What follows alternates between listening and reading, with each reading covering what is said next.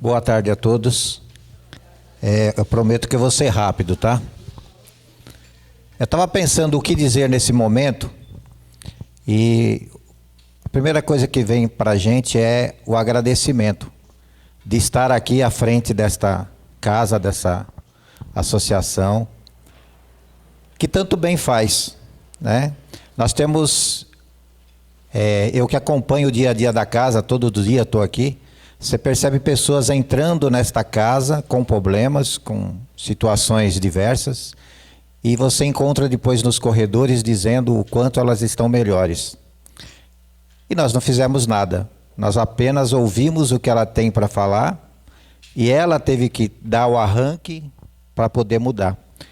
Então, estar à frente disso tudo é muito importante, porque quando eu cheguei aqui a primeira vez, eu fiquei imaginando o que deveria ser ficar aqui na frente, né? Essas pessoas são diferenciadas, né? Eu imaginava isso. Essas pessoas são anjos, né? Realmente são, mas só que nós aqui na frente, e quem está à frente de uma casa como essa, só tem uma dívida maior, porque a responsabilidade é muito grande. E um exemplo muito simples, né, para você conciliar uma casa desse tamanho, a dona Neide pode falar com mais propriedade do que eu, que esteve à frente da casa várias vezes, muitos anos, e está até hoje. A derrubada desta árvore que tem na frente da 3 de outubro é um exemplo disso. Eu fiquei ali no portão olhando o pessoal tirar a árvore, até porque eu estava preocupado se não fosse cair um galho pesado em cima do telhado, e não o problema do material, mas o que eu faço, né? Porque eu vou ter que cobrir isso aqui para não entrar água à noite se chover. Então a preocupação era essa. E aí passou a primeira pessoa e falou para mim: eles vão arrancar? Falei: vão. Que pena, uma árvore tão bonita. Falei: mas tem cupim, ela vai cair em cima da casa. Aí vem a outra pessoa e diz assim: vai arrancar? Vai arrancar. Que bom, né? E aí eu fiquei imaginando o quanto a gente não consegue satisfazer e agradar. E uma casa como essa é muita gente com ideias maravilhosas, com ideias boas. O problema é a prática, como que nós fazemos. Então hoje, eu falei que ia ser rápido, eu prometo que será mesmo. Eu fico imaginando o que é ser espírita. Eu fui fazer uma palestra esses dias aqui na Barra do Chapéu e estava comentando. Talvez a senhora possa falar melhor do que eu. Mas eu acho que o movimento espírita, em um certo período, até agora, eu digo que ele ficou muito acadêmico. Nós falamos muito e nós fazemos palestras maravilhosas com recursos audiovisuais e negócios maravilhosos e nós esquecemos a prática. E eu acho que a questão da casa espírita, e hoje celebrando 69 anos, eu acho que a gente tem que pensar nisso. Comemorar esta festa é a coisa mais bonita que tem. Eu vi o trabalho da Edeusa, eu vi o trabalho da equipe toda em preparar esta festa, para fazer com que isso brilhe. Mas os bastidores nós tivemos problemas. Isso é muito triste. Eu fico pensando se eu deveria estar falando isso logo no início, mas eu também, como eu disse, comigo é papo reto, e eu não sou, desculpem falar, mas a gente não pode alisar. A gente tem que falar o que acontece. E nós somos todos iguais, não tem ninguém melhor que ninguém aqui dentro. E quando eu ouço as palestras da Dona Heloísa, a Dona Heloísa, na minha opinião, não faz palestra, ela conta história, né? Conta a história do pai, do que aconteceu, do Gandhi. São exemplos que nós temos que viver. Não adianta ficar falando aqui que aquele monte de coisa bonita, mas como é que eu perdoo aquele cidadão que pisa no meu pé dentro do ônibus? E eu com uma unha encravada. Então a gente tem que tomar os cuidados necessários, porque esta casa é muito grande e nós precisamos estar unidos. Nós fizemos uma reunião esses dias, eu estava falando. Ninguém é melhor que ninguém. Nós temos problemas? Lógico que tem. Falar que não tem. Mas se o meu trabalho está inferior, ele tem um problema, vamos ajudar a melhorar. Não vamos inventar um outro. Não vamos ficar inventando coisa, o meu é melhor que o outro. Então, assim, esse é o desafio. Essa é a última comemoração que a gente faz do aniversário da casa na nossa gestão. Agora, em fevereiro, a gente passa o bastão. É um desafio. Quem será? Eu não sei. Tá? Pode ser a mesma equipe, pode ser outra, eu não sei. Mas o desafio é esse. É fazer com que essa casa se una. E todo mundo trabalhando, remando do mesmo jeito, né? Para o mesmo lado. Eu conversei com o pessoal da USA esses dias e ele falou assim para mim, nós estamos neste planeta todos no mesmo barco. Falou, nosso problema é que nós temos que aprender a remar do mesmo lado, né? Então nós estamos aqui aprendendo a fazer isso, é muito simples. Então assim, o que eu queria colocar isso é para a gente refletir. A festa está aí, a festa está linda, muito bem organizada, né? Com todo o trabalho que teve, dentro das possibilidades de cada um, porque é assim que nós vivemos. Nós fazemos o máximo que nós podemos dentro das nossas condições. Tá? Então, a 3 de outubro, nesses 69 anos, imaginemos aqui quantas pessoas se beneficiaram desta casa. Quantas pessoas que mudaram a vida, e eu já tenho relatos, eu tenho vários relatos de pessoas que falaram, eu fui aí uma vez, a minha vida mudou, a minha família mudou. Mas infelizmente eu tenho relatos que falam assim, eu fui lá, não volto nunca mais. Tem. Mas não porque a 3 de outubro fez alguma coisa, mas porque alguém falou alguma coisa que não deveria falar. Falou de uma forma diferente, uma forma que não deveria falar. Então nós temos que refletir. Né? Até comentando agora, o medo que a gente tem de estar aqui na frente falando alguma coisa, porque o que isso causa na vida de alguém. Isso é uma responsabilidade muito grande. Os meus atos, as minhas atitudes são avaliadas, elas são olhadas todos os dias. Então você tem que ficar pensando o que eu vou fazer. E mesmo assim não pode deixar, como diz a dona Neide, né? Não pode deixar de falar o que tem que ser dito. Né? E isso não é ser rude, isso é ser honesto.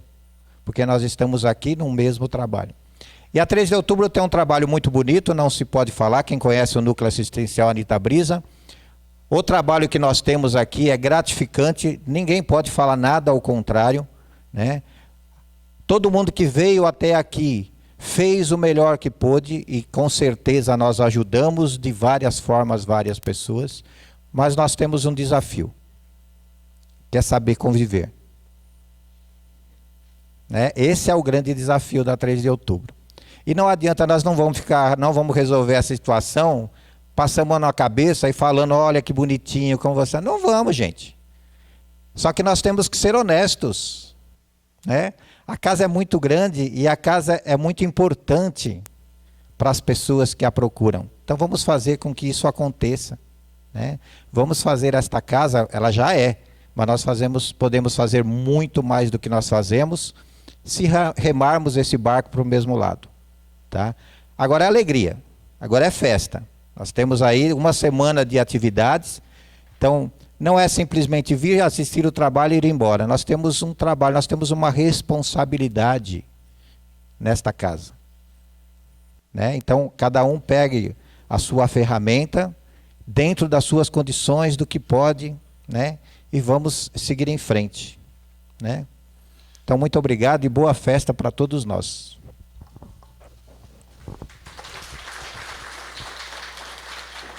Obrigada. Obrigado, Otávio. Então, vamos abrir os nossos trabalhos, pedir para a Edeusa fazer a leitura e a Dirce a prece inicial. Boa tarde a todos. Viva a Sociedade de Estudos Espíritas 3 de outubro, nesses 69 anos de trabalho abençoado e maravilhoso. O tema escolhido de hoje, eu peço a todos que me acompanhem mentalmente, é de Chico Xavier, psicografado por Chico, por Maria F. de Souza.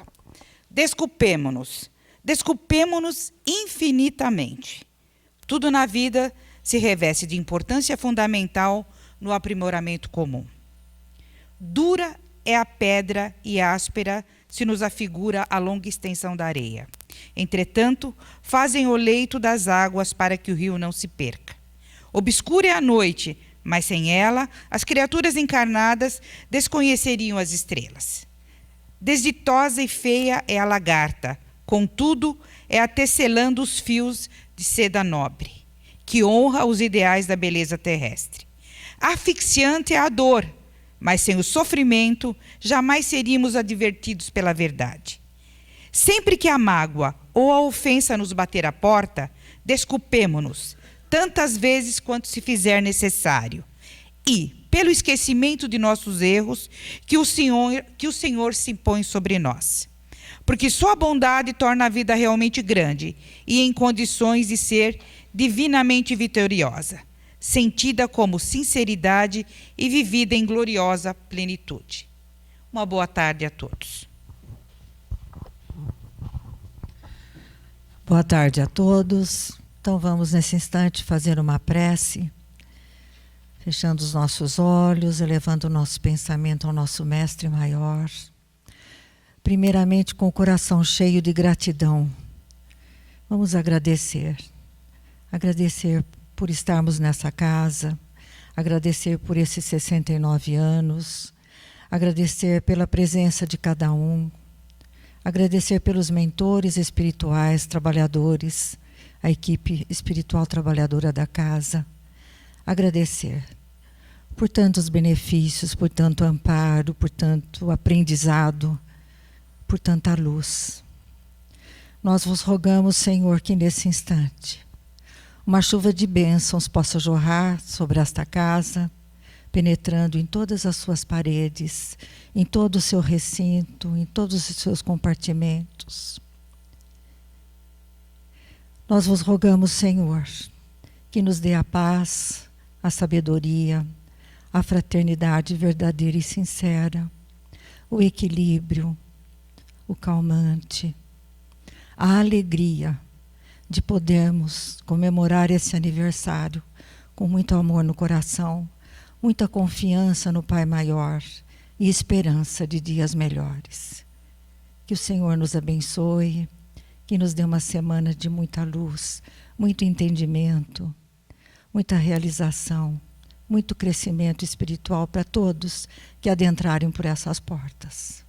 Obrigado, Senhor, que a paz esteja conosco. Graças a Deus.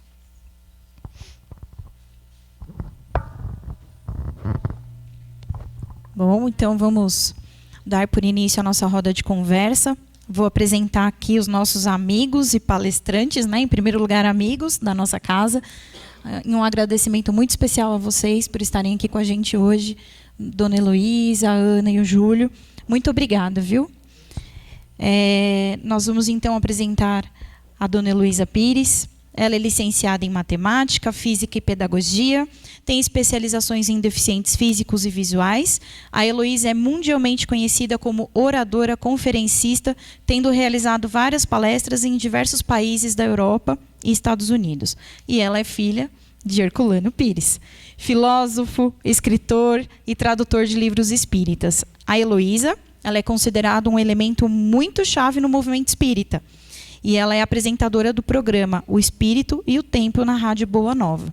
Autora de diversos livros: Herculano Pires, O Homem de Bem, Educação Espírita, Educar para Ser Feliz, Preparados para a Vitória, Renovação pelo Amor e Maria Antonieta, A Volta de uma Rainha.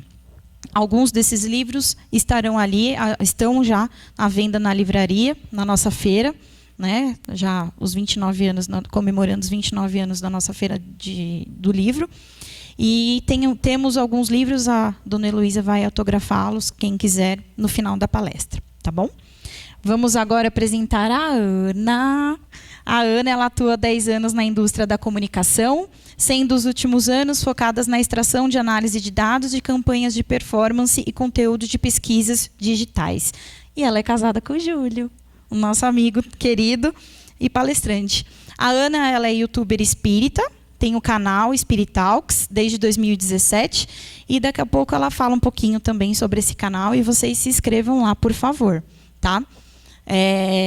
E o Júlio, Ele é coordenador de produção da Rádio Boa Nova, coordenador de produção da TV Mundo Maior, é casado com a Ana e possui o canal Coaching Espírita também desde 2007. Também ambos vão falar dos seus canais no YouTube. Depois cliquem lá, acessem o conteúdo. E a gente vai aqui fazer uma roda de conversa. É um momento da gente comemorar. E o mais importante, da gente entender um pouquinho do que eles vieram falar para a gente, já que o tema é Espiritismo, aprendizagem e renovação. Então, doutora Heloísa Pires é professora. É com a senhora. Boa tarde a todos.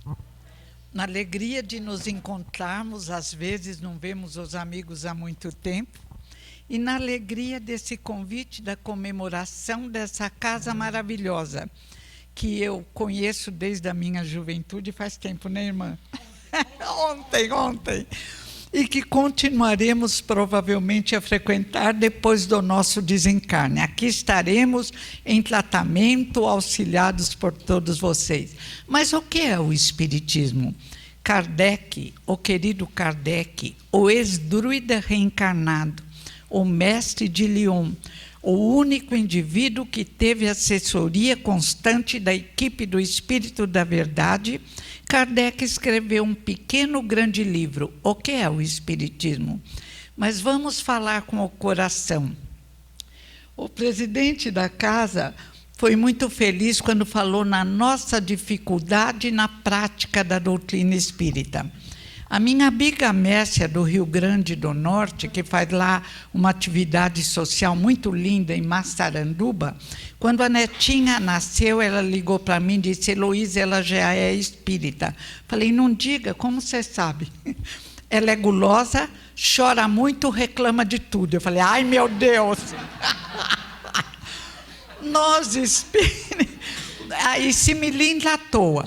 Nós espíritas somos assim, somos seres humanos antes de tudo, mas temos uma plataforma magnífica para exemplificarmos o que Jesus faz por nós. O nosso mestre dos mestres, Jesus de Nazaré, que traz conceitos que são trabalhados pelos professores por eles enviados.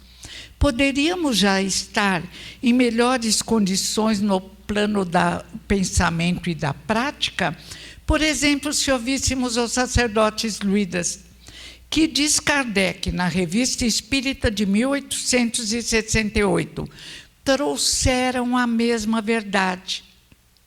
Uma religião espiritualizada que já apresenta o Deus único, a comunicação entre encarnados e desencarnados, a igualdade entre homens e mulheres.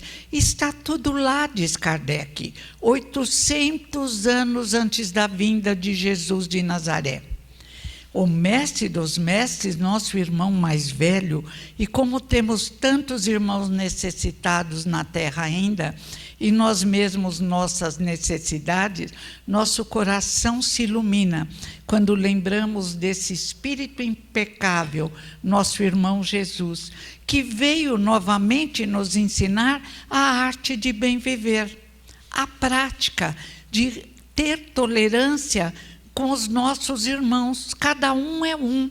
Cada um tem pensamentos diferentes. Agora, uma coisa é indispensável, aí acaba a tolerância: o respeito à doutrina espírita, trabalhada através dos séculos e que brilha intensamente o Consolador prometido por Jesus de Nazaré, através do trabalho de Kardec. Ninguém é obrigado a ser espírita. Todas as religiões são respeitáveis. Nós consideramos o andador maior pela reencarnação, pela apresentação da comunicação entre mentes físicas e extrafísicas, como diz a ciência hoje. Mas se alguém não gosta, é um direito. Apenas não venha confundir as cartilhas. Crie sua própria escola filosófica e fique lá sossegadinho. Ah, mas eu queria já ter uma boa plateia. Não, tudo requer esforço, trabalho. Porque o Espiritismo é a ciência que se forma, a ciência tradicional, a cada dia. E é, diz Emmanuel, triângulo divino, ciência, filosofia e religião. E quem explica por que é religião é o mestre de Leon Kardec, na Revista Espírita de 1868, quando ele apresenta um trabalho belíssimo, Tese, Antítese e Síntese. Então, o Espiritismo é religião. Ele diz assim: por que eu disse que não era religião? Porque eu não queria confundir com as religiões que têm rituais. É a religião espírito e verdade. E aí ele diz, o conceito de religião, o conceito filosófico é religare.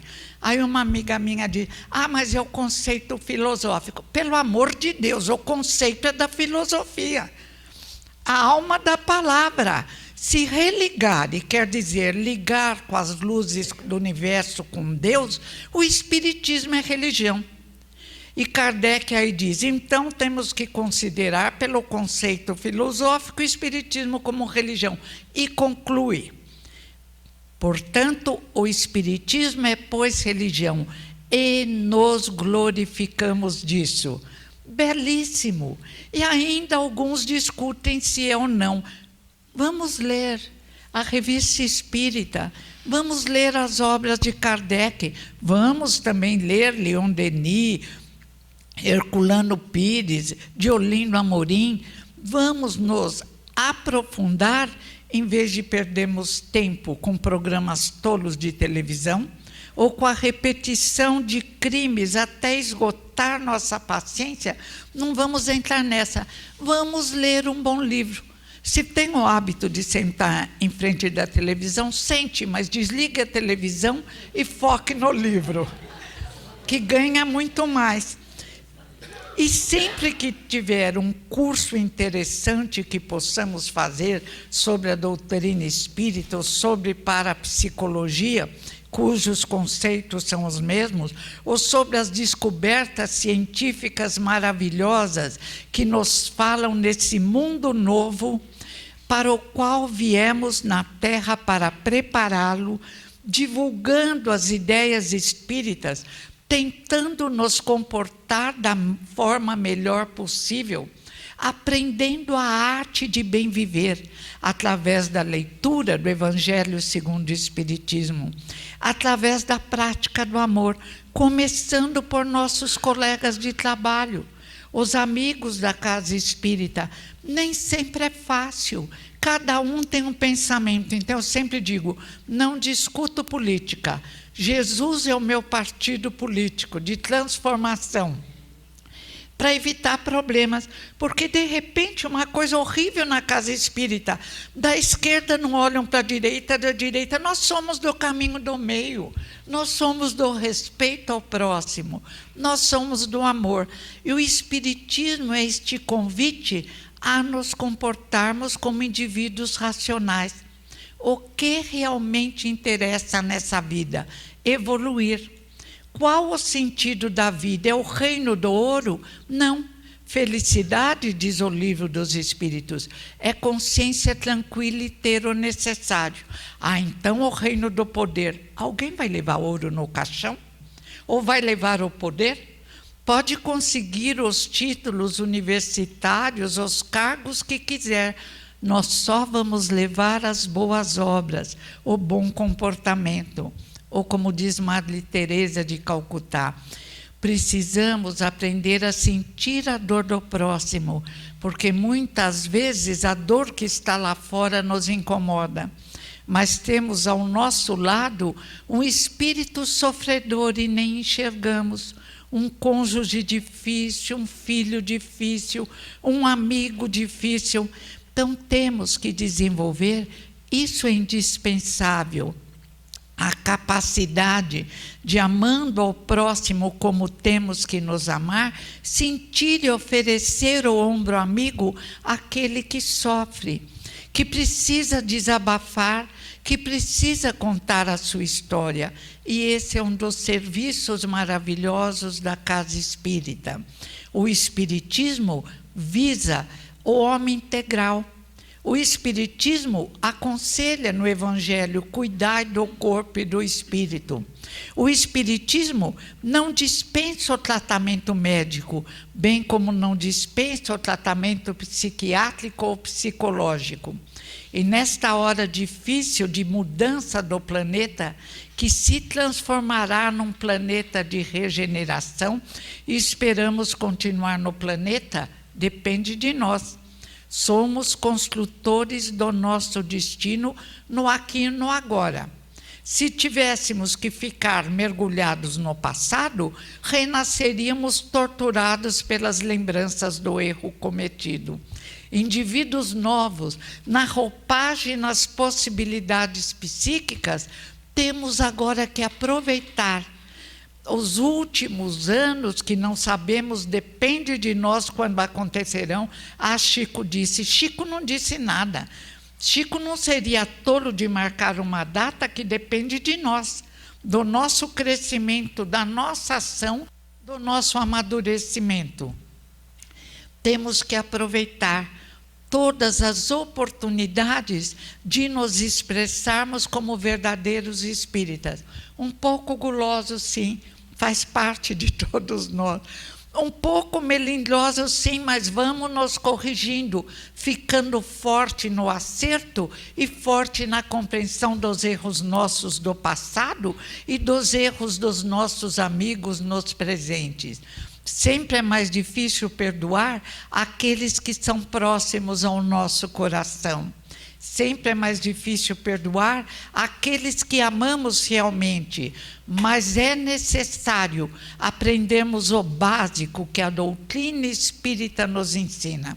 Somos todos irmãos, criados da mesma forma por um Pai misericordioso que, embora tenhamos criado o céu e o inferno em outras expressões, explica muito bem, enviou o professor certo, Allan Kardec, de mão dadas com Amélie Gabriele Boudet, para explicar-nos que o céu e o inferno são estados de espírito, apenas estados de espírito, e que cada um de nós cria seu estado espiritual, que a felicidade é o céu que colocamos em nosso interior.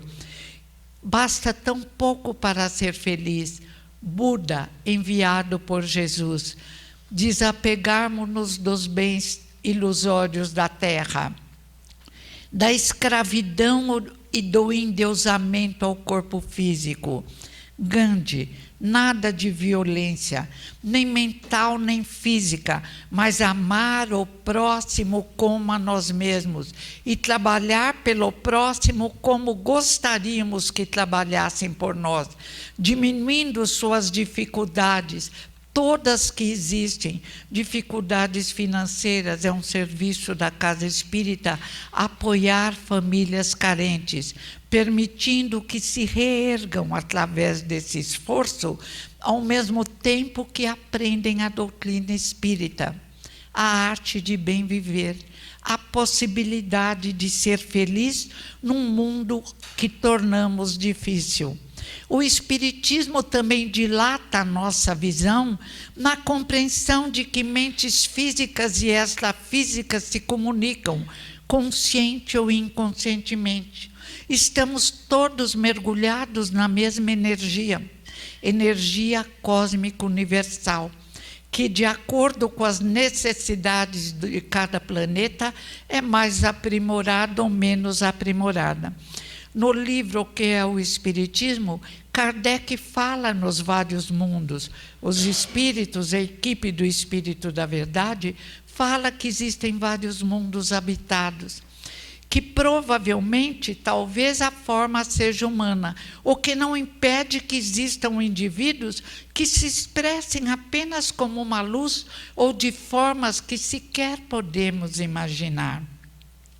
A doutrina é tão clara que alguns se irritam e vão criar novidades para complicarem a doutrina. Existe até os irmãos tão pequenos que dizem que Kardec está superado.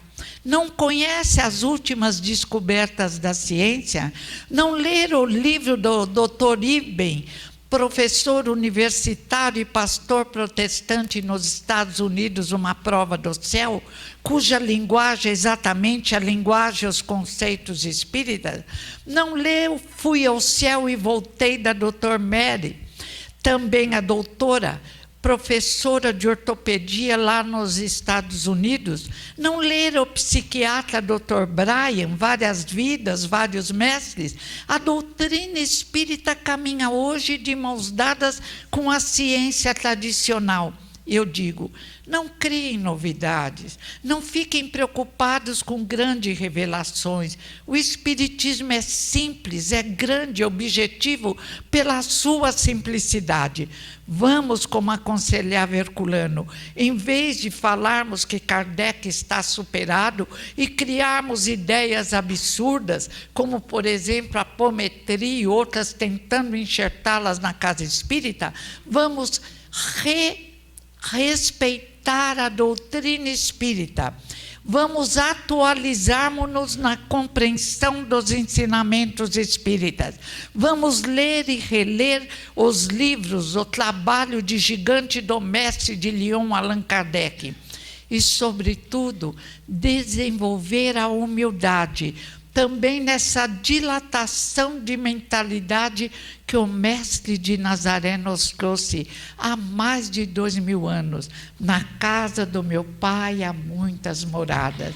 E assim Kardec apresenta no que é o Espiritismo em toda a sua obra. E a ciência tradicional prova que na casa do Pai existe tantas moradas que o nosso querido, respeitável planeta azul, planeta Terra, escola a qual tanto devemos, é um pinguinho de areia no universo todo iluminado por bilhões de luzes e de planetas. E que nós, Chico se dizia um cisco, nós somos o cisco do cisco do cisco, um pinguinho de luz criados, sois Deus e sois luzes, disse o mestre de Nazaré, num exército luminoso, de mãos dadas, caminhando para a libertação das paixões inferiores, caminhando para a libertação da indisciplina moral, caminhando para nos expressarmos na beleza de um comportamento ético. Agora, às vezes, nos últimos resíduos das sombras da terra, tentam confundir o certo com o errado, mas não. O ético, o bonito, nos encanta e arrasta multidões. Que possamos, agora, compreender essa doutrina maravilhosa que vem dos séculos, que brilha na prática do amor com Jesus de Nazaré, que é iluminada novamente por Kardec, que surge na parapsicologia e que a ciência convida e dá as mãos para que finalmente conseguimos aprender. Somos imortais, somos filhos da luz, temos um gene divino, queiramos ou não, Deus nos faz amadurecer. E na medida que começamos com dificuldade a compreender esta beleza dessa luz que nos ilumina, vamos nos tornando mais humildes e mais preocupados em só fazer ao próximo o que desejamos que o próximo nos faça.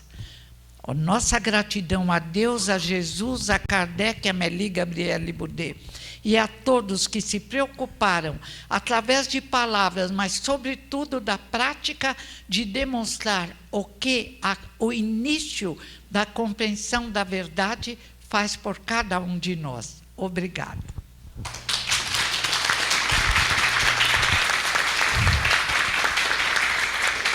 Maravilha. Professora Heloísa volta já já.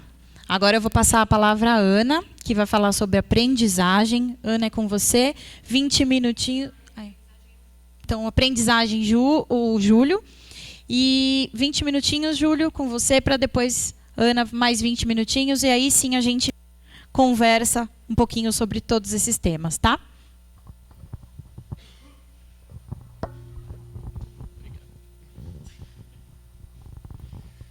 Boa tarde a todos. Para nós é uma alegria voltar à casa, que a gente já chama de casa, porque além do que a Elisa trouxe, somos ex-alunos, ex-trabalhadores aqui, então a gente já chega, o carro vem sozinho, não precisa nem colocar no Waze, a gente já se sente em casa. Muito obrigado.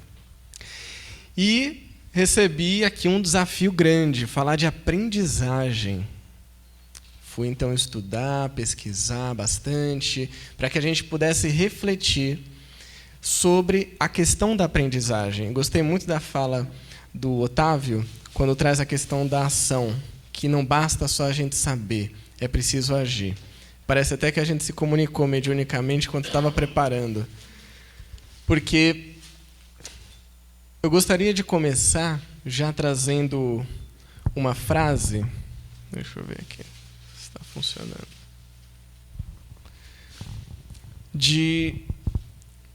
Dessa simpática senhora que diz: feliz aquele que transfere o que sabe e aprende o que ensina. Cora Coralina. Feliz aquele que transfere o que sabe. Todos nós temos alguma coisa para transferir. Mas também aquele que aprende o que ensina. E para a gente entender, vamos fazer um paralelo com a medicina. Essa é uma imagem do século XIX, do início do século XIX, de uma cirurgia que estava sendo realizada nesse homem.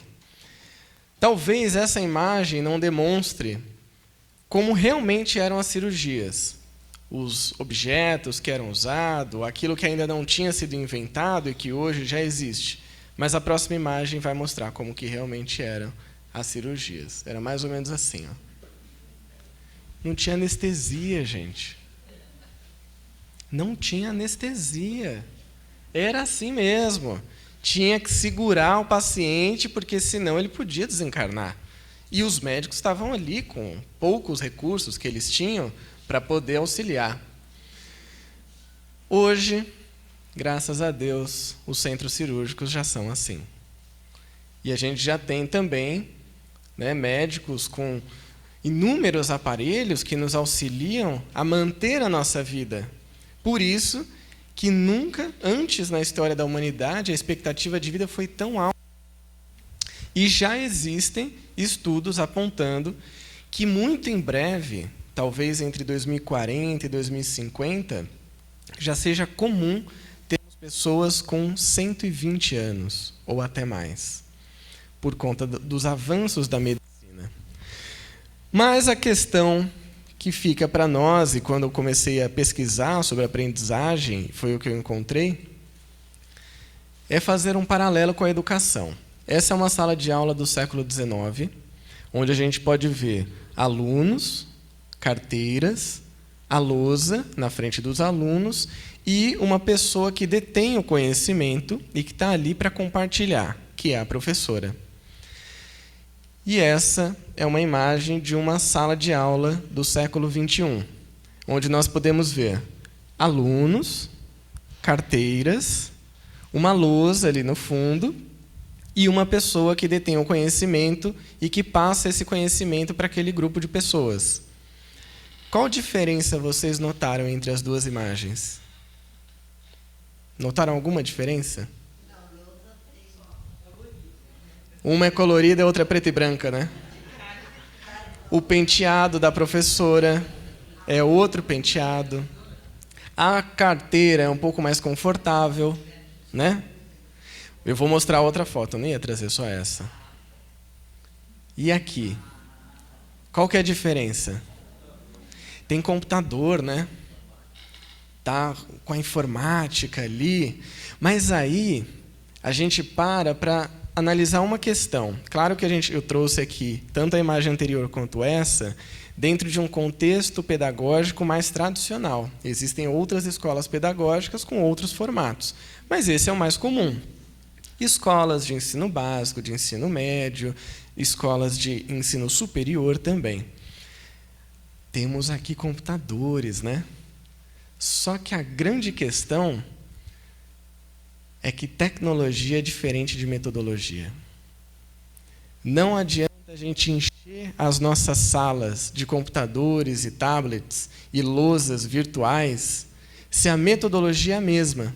Uma pessoa que detém o conhecimento, e que passa para outras pessoas de maneira passiva, de maneira que aqueles que estão sentados não interagem com aquele que detém o conhecimento. E claro que a gente não poderia falar de aprendizagem sem trazer o mestre Johann Henrik Pestalozzi, que muitos de nós conhecemos. Por quê? Porque foi um mestre de Hippolyte Léon Denisard Rivail, que depois de algum tempo começou a usar o pseudônimo de Allan Kardec. E eu trouxe aqui 3 dos muitos tópicos da pedagogia de Pestalozzi, para que a gente possa entender a questão da aprendizagem do Espiritismo também. O primeiro, o indivíduo deve voltar-se para dentro de si mesmo. Já é interessante isso aqui. Tem a ver com o Espiritismo, né? O segundo, a pessoa toma conhecimento através da própria investigação. Esse segundo tópico de Pestalozzi. E o terceiro, educa-se mais pelo que se faz do que pelo que se aprende. Quando eu encontrei este item, isso me tocou muito, porque tem tudo a ver com a frase da Cora Coralina. E a gente ainda vai ver mais coisas que têm a ver. Educa-se mais pelo que se faz do que pelo que se aprende. Bom, eu trouxe um conceito aqui de educação de um grande pedagogo que eu gostaria de compartilhar com vocês. Eu até grifei aqui alguns itens.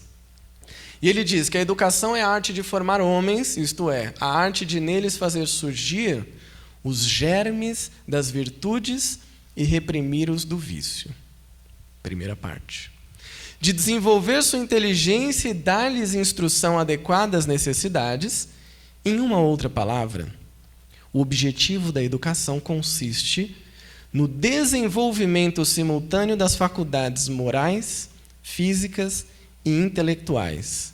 Vocês sabem quem foi o grande pedagogo que falou isso? Eu vou mostrar o livro que ele lançou. Para Plano Proposto para a Melhoria da Educação Pública, lançado por Hippolyte Léon Denisard Rivail, um dos grandes pedagogos que ali no século XIX, junto com Pestalozzi e tantos outros estudiosos, revolucionou a pedagogia. E ele traz neste livro essa definição de educação. E faz muito sentido entender a doutrina espírita a partir dessa proposta de educação que Kardec já estudava antes. Como Dona Heloísa trouxe para a gente a proposta espírita da educação do espírito, da transformação de um conhecimento em ação, o desenvolvimento de faculdade moral, física e intelectual. Esse nosso querido William Glasser, ele é um psiquiatra americano que já desencarnou. E, dentre tantos trabalhos que ele fez, teve muito contato com a pedagogia, com o aprendizado. E eu trouxe aqui para vocês essa pirâmide do aprendizado que foi desenvolvida por ele, onde ele mostra de que forma nós conseguimos aprender alguma coisa. E é muito interessante a gente ver que, no início aqui em cima, a gente tem os métodos de aprendizados passivos, que são quais? Ler, escutar, ver e escutar. Ler, a gente retém 10%. Olha só, quantos livros a gente acaba lendo e o que a gente realmente retém. Escutar, 20%. Ver, só ver, 30%. Ver e escutar, por exemplo, uma palestra, 50%.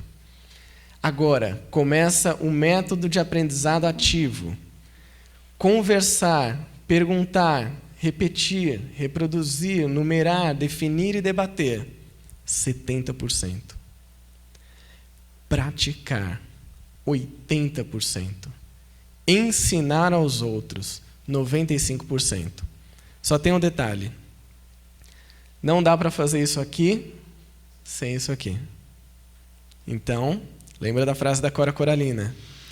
Lembra de um dos tópicos que o Pestalozzi trouxe. Lembra da maneira como Kardec entende a educação. Junta com o trabalho do William também. Estamos construindo aqui o entendimento. E aí eu trouxe alguns métodos ativos de aprendizagem para compartilhar com vocês, para a gente entender como que funciona aquilo que a gente viu no slide anterior. Então vamos a eles. Eu trouxe 3. Existem muitos e já estão sendo alguns aplicados. O primeiro deles é a aprendizagem baseada em projetos. Então você define um projeto e a partir dele, aquele público, aqueles alunos, eles vão buscar as informações e os materiais necessários para resolver aquele projeto. O segundo é a aprendizagem baseada em experimentação. Então também, através de materiais, esses alunos vão experimentar e buscar o conhecimento através da sua própria autonomia. Isso lembra muito um trabalho que o Kardec fez. Ele experimentou. Ele vivenciou inúmeras reuniões mediúnicas, vivenciando, experimentando, testando, criando projetos, os seus livros, o trabalho que ele desenvolvia. E, por fim, a aprendizagem baseada em jogos. Jogos de tabuleiro, jogos lúdicos, educativos, também têm ajudado muito no desenvolvimento da aprendizagem. E aí eu trouxe mais uma frase, para que a gente possa refletir sobre a aprendizagem. Eu vejo e esqueço. Eu ouço e eu lembro. Eu faço e eu entendo. Vocês sabem de quem é essa frase? Já ouviram ela por aí? Ela é desse pensador e filósofo chinês, Confúcio. Eu vejo e eu esqueço. Passa. A gente vê tanta coisa hoje em dia, né? Ainda mais com a internet, com as mídias, é muita coisa que a gente vê. Eu ouço e eu lembro. Então a gente lembra de muita coisa que a gente ouve. Eu faço e eu entendo. Tudo a ver com o que o Otávio falou aqui no início. Não adianta só saber, tem que fazer. Alguém aqui sabe nadar? Quem aqui sabe nadar? Algumas pessoas aqui sabem nadar. Vou perguntar para vocês. Vocês aprenderam a nadar lendo livros de natação? Alguém aprendeu a nadar lendo? Não? Ninguém? Quase morrendo afogado. Mas ninguém aprendeu assim com uma cartilha. 10 passos para aprender a nadar. Não, né? Ninguém decorou as propriedades da água e a distância que você tem que ter do braço para dar aquela abraçada. Quando a gente quase se afoga, a gente nem lembra disso. O que a gente quer? Manter a cabeça para cima, respirar e chegar logo na superfície. Como que a gente aprende a nadar? Na água. Tentando. No rio, no mar, na piscina. É assim que a gente aprende a nadar. E aí a gente fala tanto, por exemplo, de caridade. Tem um capítulo do Evangelho que fala só de caridade. E existem pessoas, talvez alguns de nós, que sabem o capítulo do começo ao fim. Como que aprende caridade? Na prática, fazendo. Ler 10%, fazer 80%.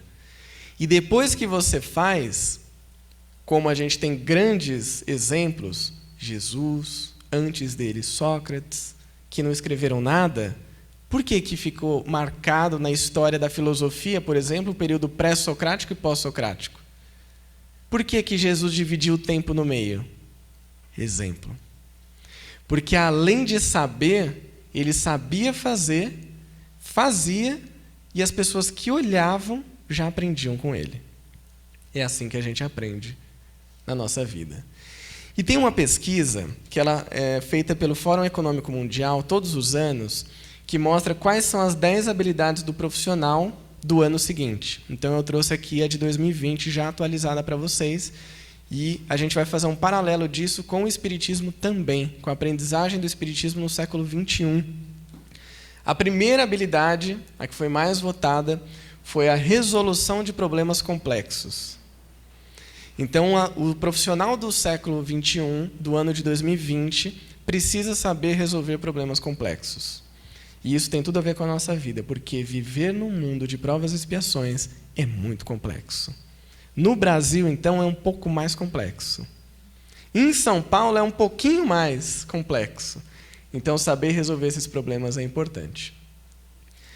A segunda habilidade, pensamento crítico. Olha que interessante, pensamento crítico. Kardec já falava isso no século XIX. E vários filósofos falavam isso antes de Jesus. Sócrates, um deles. A terceira habilidade é a criatividade. Você conseguir ser criativo para resolver problemas complexos, para que você possa desenvolver também um pensamento crítico. Eu trouxe aqui só as 3 principais, para que a gente tenha mais subsídio, mais material para falar sobre aprendizagem. Aí vem a grande questão. Qual é o desafio da aprendizagem do Espiritismo? A gente já falou aqui sobre Pestalozzi, Cora Coralina, Confúcio, Rivail, quando era pedagogo, Kardec. A gente trouxe aqui o século XXI, onde nós estamos, o que estamos buscando. Mas o grande desafio que, a partir desses estudos, me fez levantar mais questões do que respostas é o seguinte. Nós temos uma doutrina, uma filosofia de vida, que é uma ciência de observação também, que vem do século XIX, e que, como bem disse a nossa querida Heloísa Pires, está muito longe de estar ultrapassada. Na verdade, muitas vezes, aí opinião pessoal, as pessoas querem criar novas coisas por preguiça de entender o que já foi feito. Porque tem muito conhecimento ali. Uma frase de um capítulo, de um item do Livro dos Médiuns, dá um seminário de 8 horas, no mínimo, se a gente quisesse aprofundar. Mas essa doutrina do século XIX, ela ainda está sendo transmitida, muitas vezes, pela pedagogia do século XX. Alguém detém um conhecimento, as outras pessoas passivamente recebem esse conhecimento, mas aquilo não fica tão solidificado. Aquilo não fica preso na pessoa, porque ela só recebe. Só que nós vivemos numa sociedade do século XXI. E Kardec, como um grande pesquisador, pedagogo, um cientista, por assim dizer, dentro das ciências que existiam na época, muito diferente das ciências de hoje, disse: vamos seguir a ciência. E se um dia ela provar que algo do que a gente disse está errado, a gente segue com ela. Eu acho que ele jogou um blefe ali, porque ele sabia que não ia rolar. Ele sabia que, na verdade, o que ia acontecer é: a ciência está falando isso? Olha que interessante. Quase 200 anos depois a ciência está falando isso, que Kardec já falou em O Livro dos Médiuns, em O Céu e o Inferno, em A Gênese, no Livro dos Espíritos, no Evangelho também. A ciência só está ratificando. Mas o que nós temos feito com esse público? Será que nós, que temos, de alguma forma, o trabalho de divulgação, de aprendizagem espírita, estamos usando da ciência da aprendizagem do século XXI? Ou não? Então, mais do que trazer respostas, quando eu comecei a pesquisar sobre esse tema, eu trouxe reflexões, para que a gente possa pensar junto, para que a gente possa criar junto. E gostei muito do formato de ser um painel, que a gente pode perguntar, que a gente pode criar, porque eu não detenho conhecimento. Eu não sou uma pessoa que sabe tudo sobre a aprendizagem do Espiritismo, mas eu fui buscar, vivenciar algumas coisas e compartilhar. E agora espero aprender com aquilo que estou compartilhando. Porque nós, todos nós, temos algo que pode ser ensinado.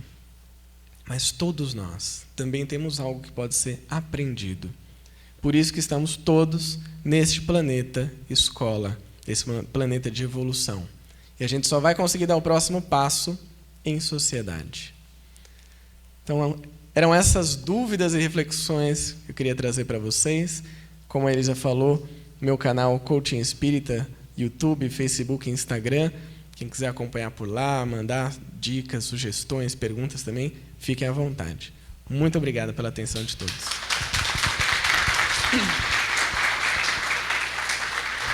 Vamos passar a palavra, então, para a Ana, que vai falar sobre renovação. Ana, contigo. 20 minutinhos aí para a gente abrir para debatermos e conversarmos um pouquinho. Muito bem. Boa tarde, pessoal. Tudo bem? É uma honra, é uma alegria estar aqui de volta. E de verdade, eu vi várias carinhas aí conhecidas. Mais para cá, né? Ah, o pessoal da câmera está falando para eu ficar aqui, tá bom? Ou mais para cá? Ah, tem um ponto central. Ótimo. Então, muito bem. Então, muito obrigada por estarem aqui, gente. É um prazer. E como o time aqui falou, meu nome é Ana. Venho a essa casa desde 2012. Então, realmente é um grande aprendizado voltar aqui e compartilhar um pouquinho mais dos conhecimentos. E hoje falaremos sobre renovação e espiritismo. Veja só qual foi a frase que me inspirou aqui para trazer para vocês. Paulo: e não vos conformeis com este mundo, mas transformai-vos pela renovação do vosso entendimento.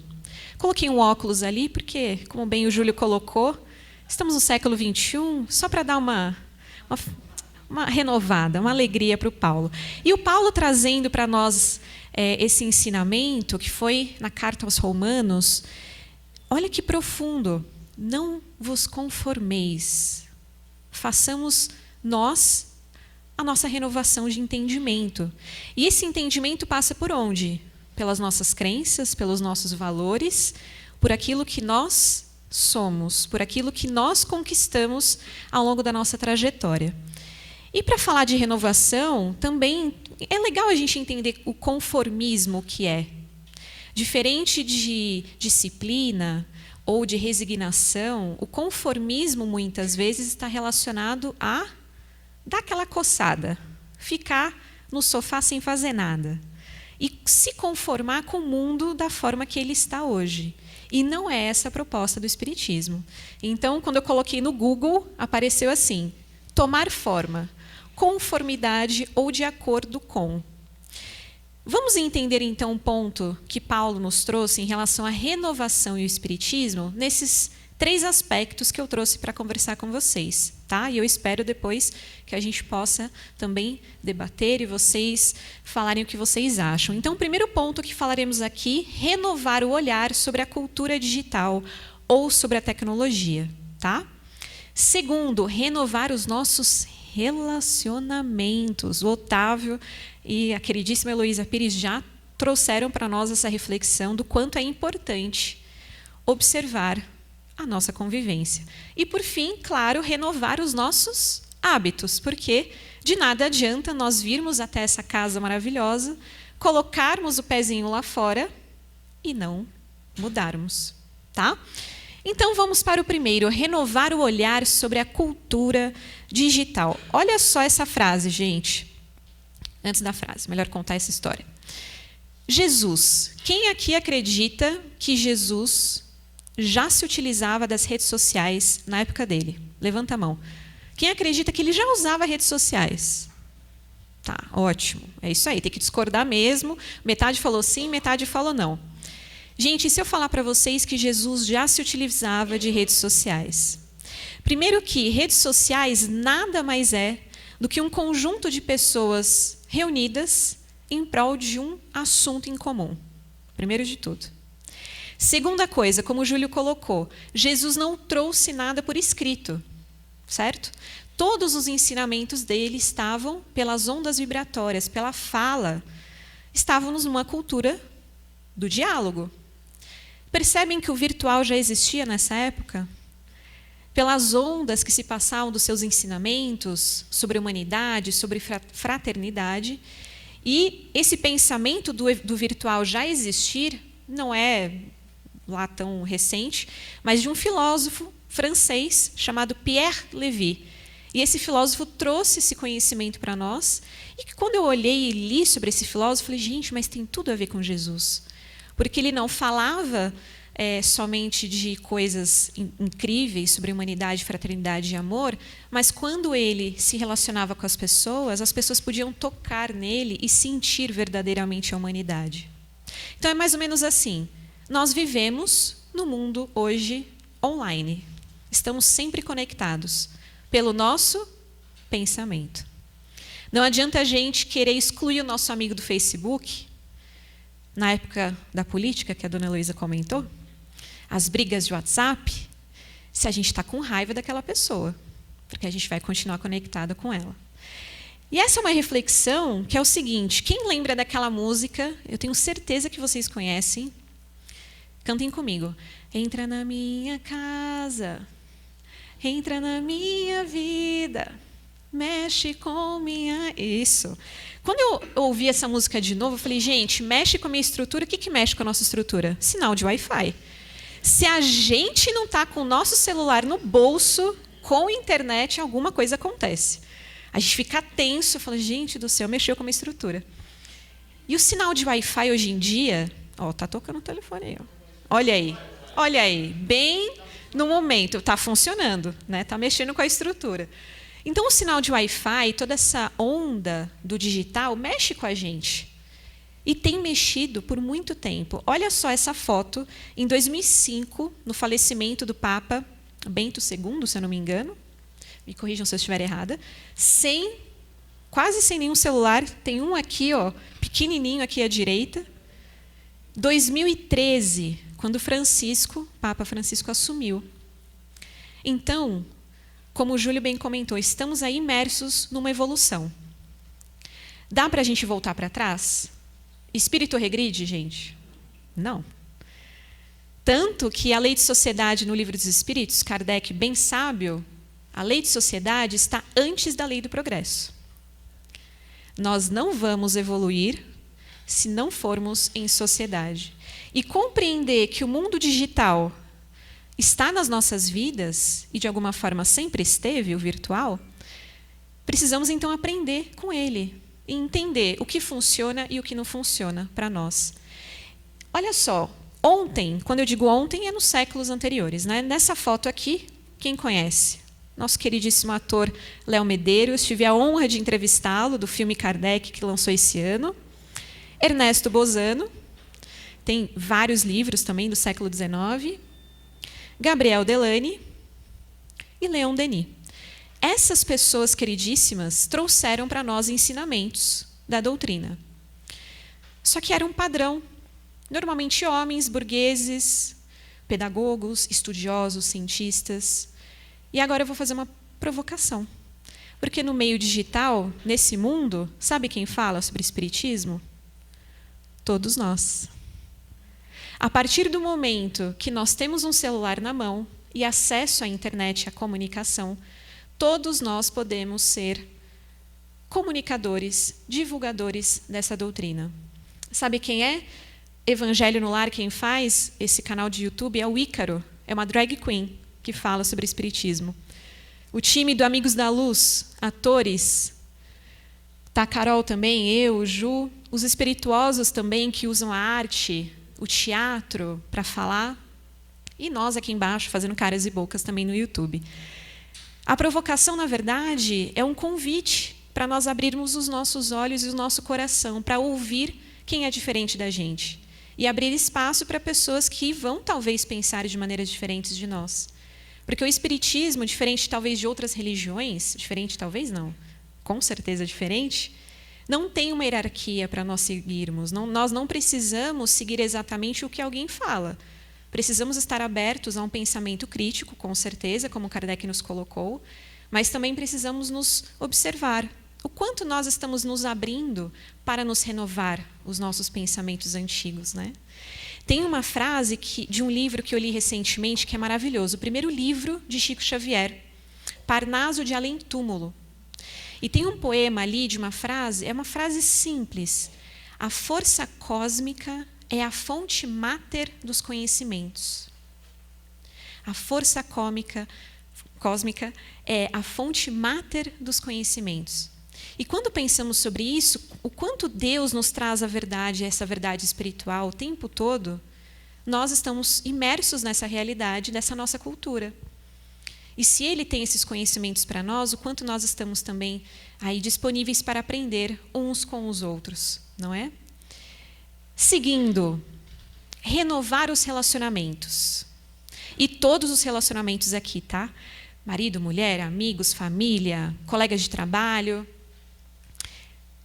Olha só essa pesquisa que eu achei, gente, e é tão interessante essa pesquisa. Tem tantas pesquisas acontecendo no mundo afora, mas essa me chamou a atenção. Olha só por quê. De Harvard, é uma pesquisa que acontece há quase 80 anos, essa pesquisa, sobre a importância da felicidade. Como ser feliz? E nós entendemos, né, no movimento espírita, e nós como espíritas que somos, que a felicidade não é deste mundo. E a pesquisa de Harvard trouxe para nós, há quase 80 anos, estudando pessoas de diferentes idades, diferentes momentos de vida. Então, teve pessoas que já faleceram no processo, casaram, descasaram, separaram, mudaram de casa, e eles fizeram uma pesquisa profunda sobre isso. Olha a frase do pesquisador, desse diretor, que é o Robert, fala o seguinte: o que descobrimos é que, no caso das pessoas mais satisfeitas em seus relacionamentos, são mais conectadas uns com os outros. Seu corpo e cérebro permanecem saudáveis por mais tempo. O que a ciência está nos dizendo? Precisamos aprender a conviver uns com os outros. Tá vendo? Ó, já senti um toquezinho aqui, ó. Tá vendo, né? Tá vendo a louça, né? Já entendi. Os dois, sempre os dois. O convite é sempre para os dois. Mas olha que interessante, a ciência nos trazendo informações daquilo que Jesus já trouxe para nós. Amar ao próximo como a si mesmo. E o processo de se relacionar melhor uns com os outros só acontece quando nós nos abrirmos para nos entender. É fato. Um exemplo, minha mãe provavelmente vai assistir a gente depois. Adolescente rebelde, sim, fui. Por volta dos 20 e poucos anos, aquela vontade de sair de casa, de ir morar com o Ju. Um ano falando, mãe, ano que vem vou morar junto com o Ju. Não, imagina, não, você vai ficar aqui. E aquele confronto, aquela coisa. Mas eu entendi, é minha mãe, ela vai querer que eu fique perto dela sempre. Só que a construção de um bom relacionamento comigo e com a minha mãe aconteceu quando eu saí de casa. Natural. Por quê? Porque eu comecei a aprender a lidar comigo também, com as minhas questões, com os meus conflitos. Não era minha mãe a culpada de várias questões. Eu também estava me percebendo uma pessoa que não era tão fácil de lidar, né? Então é interessante pensarmos nisso. Quando nós mudamos, isso está na questão 919 do Livro dos Espíritos, que Santo Agostinho nos traz essa reflexão, que é a importância de nós nos conhecermos. Como evoluir? Como entender, como melhorar os nossos erros? Conhecendo a nós mesmos. Então, sobre relacionamento, muitas vezes, durante o dia, vamos fazer uma reflexão. Quantas vezes nós queremos ser amados, aceitos, reconhecidos, mas nós não criamos um ambiente favorável e nós não somos amáveis também uns com os outros? E sobre esse assunto, empatia e simpatia, duas palavrinhas que estão em moda, o que é ótimo.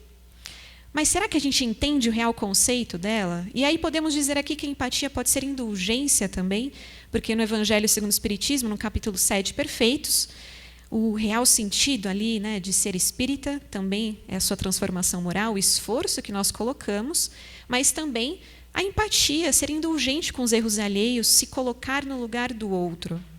E é difícil, não é?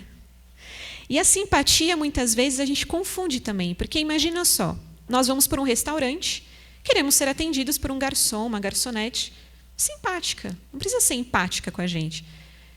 Ela não precisa sentar do nosso lado e falar, conta aí, como foi o trabalho? Você está com uma carinha, você não quer conversar? A gente precisa de um garçom que nos atenda assim.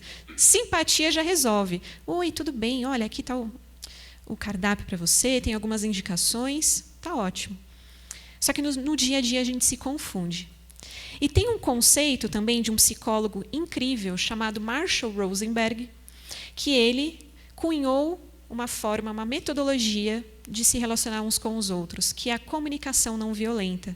E está tão conectado com o Espiritismo e Jesus. Também no Evangelho segundo o Espiritismo tem um capítulo que fala do bem-aventurados os mansos e os pacíficos, de que ele, obviamente, condena todo tipo de violência e toda a expressão descortês que temos uns com os outros. E sobre a expressão descortês, eu peguei desse livro, Comunicação Não Violenta, do Marshall, que é um psicólogo, sobre algumas das coisinhas que muitas vezes nós fazemos durante o nosso dia. Então, alguém vem conversar com a gente, desabafar, e aí a gente vai competir pela dor. Então, você chega no trabalho, ai menina, nossa, ontem eu fiquei com uma dor de cabeça. E eu que estou com enxaqueca a semana toda? Aí pronto. Vocês começam a competir pela dor, você não escuta a sua amiga, aí você começa a falar da sua enxaqueca, as duas ficam com aquela cara, ninguém se entende, cada uma vai para um lado. Já aconteceu isso com vocês ou só comigo? Educar, dar pitaco, aconselhar. Precisamos tomar cuidado com isso também. Falamos tanto sobre caridade moral, de ouvir ao outro, só que muitas vezes nós damos pitacos da vida alheia. Nós damos feedbacks não solicitados. Ai, menina, por que você está usando essa roupa? Não faz sentido. Alguém pediu opinião? E aí a gente fala o que a gente quer, o que a gente imagina, a nossa opinião, sendo que não foi solicitada. Então precisamos tomar cuidado também de dar esses tais pitacos na vida dos outros. Consolar, ter dó, sentimento de pena. Muitas pessoas confundem esse sentimento com compaixão.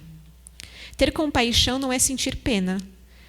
Ter compaixão é olhar para o outro entendendo que a dor do mundo existe, que o sofrimento existe, mas que nós estamos nos conectando pela humanidade que nós temos. Então, nós não olhamos de cima para baixo, nós olhamos como um igual.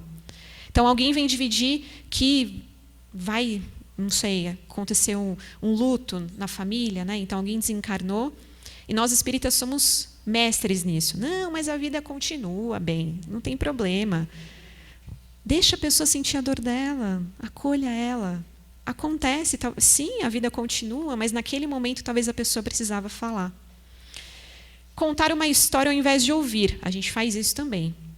Alguém vem contar para você alguma coisa, puxa vida, minha filha me contou que uma amiga, acho que ela se descobriu lésbica. Nossa, mas olha, minha tia falou para mim que naquela escola tem muita gente. E aí começa a contar uma história que talvez a mãe, por não saber lidar com a filha que se descobriu lésbica ou qualquer outra coisa parecida, como é que ela vai lidar com isso? Escute, ouça, estamos no momento de ouvir. Encerrar a conversa, falar que vai passar, que é o tal do a vida continua. Relaxa, imagina, está tudo bem. Vai ficar tudo bem, mas há um período para que isso aconteça, né? A dor fica no nosso corpo por um tempo. Então, permitir que as pessoas sintam as suas próprias dores. E, por fim, uma reflexão aqui, renovar os nossos hábitos. Que difícil, né, gente? Os hábitos que carregamos são de trajetórias espirituais, são de vidas que tivemos durante a nossa trajetória incontáveis e que cristalizamos o nosso pensamento. E é difícil, só que estamos aqui para dar o próximo passo. Provas e Expiações está aí para mostrar para nós que todos nós aqui individualmente passamos por uma dificuldade e que cabe a nós dar um próximo passo. E sobre renovar os hábitos, tem o tal dos dilemas morais. Que dilemas são esses? Olha só, tem coisa que a gente quer fazer, mas não pode. Eu quero comer o segundo prato de sobremesa, petit gâteau, que a minha mãe fez. Tá com vontade, né? O João adora petit gâteau. Dá para comer? Dá. Tem consequência. Tem coisa que eu posso, mas não devo. Também é a mesma coisa. O que a gente quer fazer, que a gente pode fazer, mas não deve fazer? Tem tanta coisa. Tem coisa que eu devo, mas não quero. Eita, nós. Tenho que estudar mais cedo, tenho que acordar mais cedo, tenho que ler um livro. Sim, tem que, como a dona Heloísa falou, temos que nos colocar também em prol de um mundo melhor, tendo conhecimento, absorvendo conhecimento. Só que muitas vezes nós não temos a famosa disciplina que Emmanuel nos traz. E esses dilemas morais têm muito a ver com uma frase do Pão Nosso aqui de Emmanuel, que ele ficou lado a lado com Santo Agostinho também, porque essa frase aqui dele tem uma dica no Livro dos Espíritos dessa mesma maneira. Olha só. Eis porque no balanço das atividades de cada dia, os discípulos deverão interrogar a si mesmos. Este é o objetivo da doutrina espírita. Nós nos interrogarmos todos os dias, o que estamos fazendo de bom, o que eu conquistei, o que eu posso melhorar. E ele continua, o que fiz hoje? Acentuei os traços da criatura inferior. Trânsito em São Paulo, né, gente? Passou alguém, vem todo o histórico espiritual do nosso coração para levantar, abaixar o vidro. Imagina se é alguém do centro que você conhece. Então, a convivência nos mostra que fui até ontem eu desenvolvi as qualidades elevadas, o espírito que desejo reter amanhã. Ele faz um convite para nós. Quais habilidades, qualidades, e aí é só abrir o Evangelho, que tem uma lista de possibilidades ali, de ser homem de bem, que nós desejamos reter para amanhã. Alguém mais paciente? Alguém mais indulgente com o erro alheio? E o Haroldo costuma falar muito isso nas suas palestras, que a tal da história do avião, de colocar a máscara primeiro em nós, antes de colocar no nosso amigo. Isso não tem nada de egoísta. Isso tem de nos alimentarmos do espírito, de boas ações, de compreendermos também a nossa responsabilidade de cuidar de nós. Porque não tem como nós não cuidarmos de nós, sermos indulgentes, ter empatia conosco mesmos, porque se não for assim, nós não conseguiremos ser com o nosso próximo. Vamos fazer uma reflexão final de tudo aqui que eu falei? Para a gente sair daqui e bater um papo melhor. Vamos lá, resumão da nossa conversa. Vamos ir além dos nossos amigos do Facebook.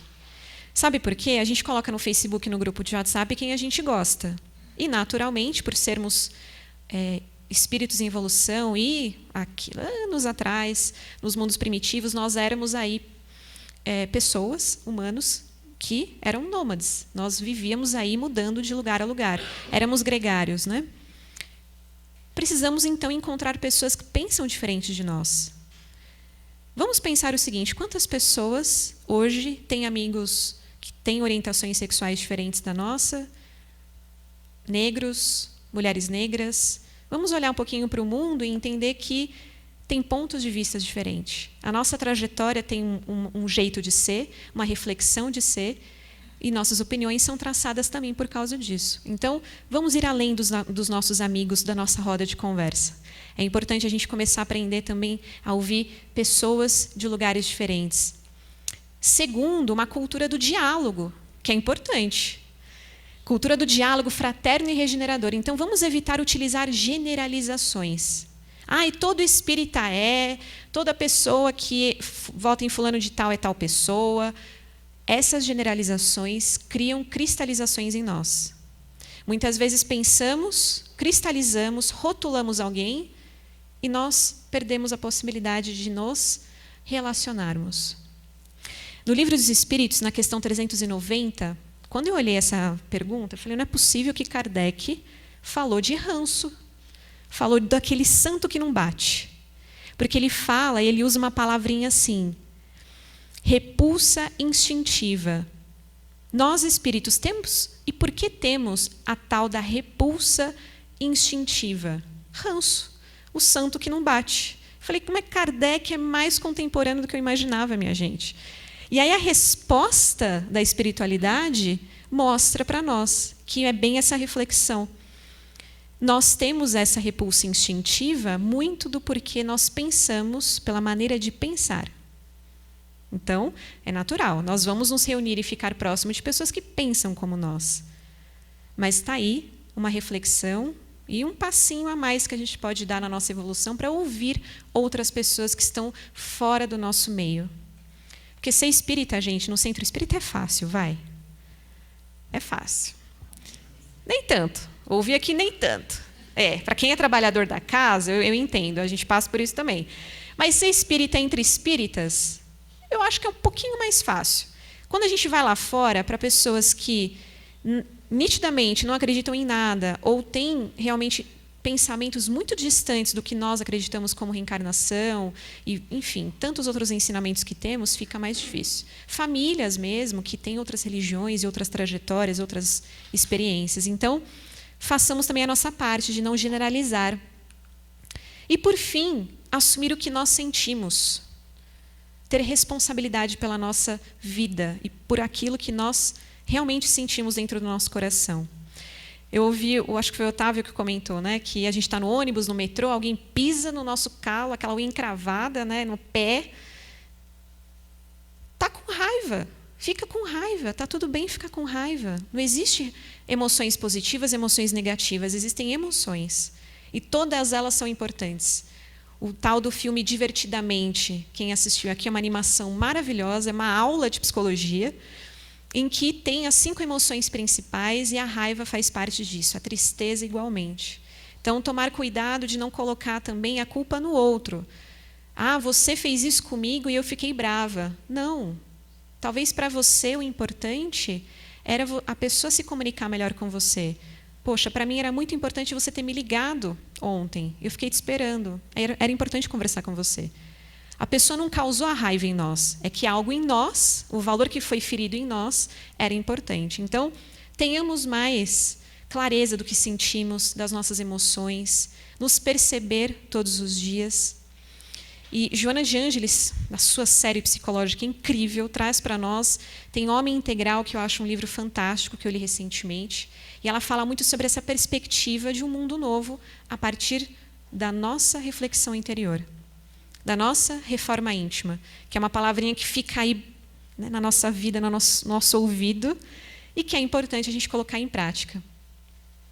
Portanto, gente, só para finalizar, esse livro da Joana, que é uma frase fantástica, que ela diz o seguinte: a mudança dos hábitos mórbidos e da acomodação emocional contribui para a renovação e a alegria de viver, proporcionando satisfações indescritíveis que fazem parte do progresso existencial. O fato é, os perrengues que a gente vivencia aqui, é difícil? É difícil. Dá para mudar? Dá. Se a gente começar a perceber que nós somos capazes de transformar e fazer essa mudança acontecer, e que não depende do outro. Não adianta a gente vir aqui na casa e ouvir palestra e falar: puxa, meu marido devia estar aqui, que essa palestra foi para ele. Minha mãe devia estar ouvindo isso. De jeito nenhum. A palestra é para a gente, a leitura é para a gente. Ou no Evangelho no Lar, que acontece isso, né? A gente abre a página, puxa vida, ó, viu? Caiu para você, hein? Aí fica assim no Evangelho no Lar, batendo um para o outro. De maneira nenhuma, o que a gente escuta, o que a gente faz, é para nós mesmos. Portanto, que tenhamos aí clareza das nossas vidas. Eu coloquei um Jesus feliz, convidando a gente para essa mudança, para essa renovação espiritual, porque realmente cabe a nós aí nos enxergarmos como construtores da regeneração. E começa dentro de cada um de nós. Muito obrigada, gente.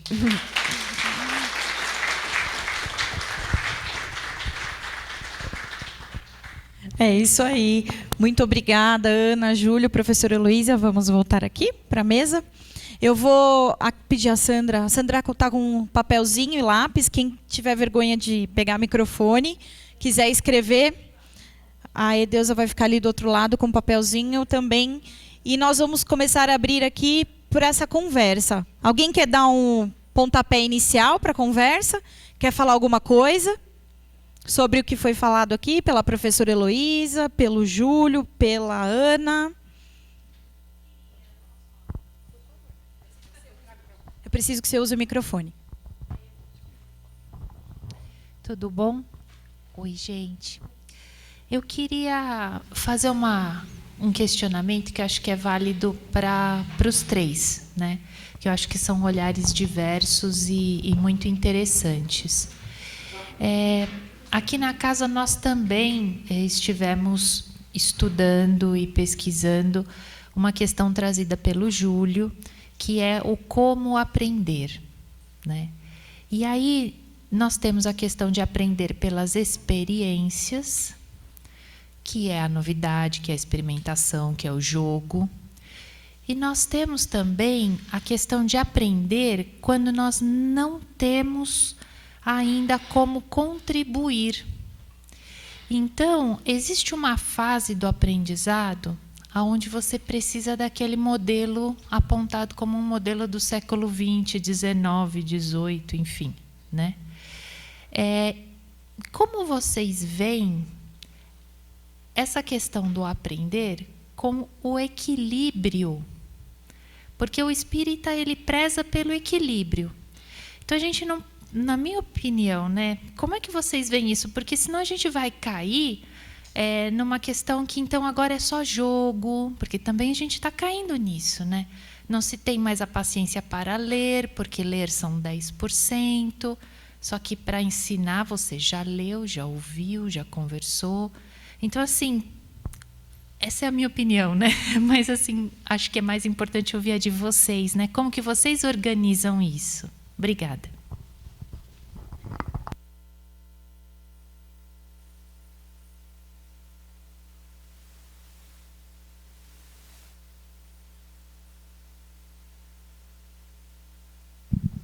Som. Agora sim. Obrigado pela pergunta. Bom, com tudo isso que a gente refletiu, né, que a gente trouxe de métodos de aprendizagem, o que a gente percebe, vou levantar aqui, fica melhor, é que, na verdade, os métodos tradicionais eles ainda são maioria. Então, a questão da escola, né, da passagem do conhecimento ainda é maioria. Os métodos de aprendizagem ativos, eles são pouco utilizados ainda, né? Então, principalmente a parte dos jogos é muito sutil, é mais para as crianças, uma coisa mais lúdica, mas os projetos já têm começado a ser utilizados e também a experimentação. E acho que o mais importante quando a gente fala da busca da aprendizagem, como que a gente vai levar isso para as pessoas, é uma coisa que Kardec já fala desde lá do início do Espiritismo, e que é a grande proposta espírita, que é a autonomia.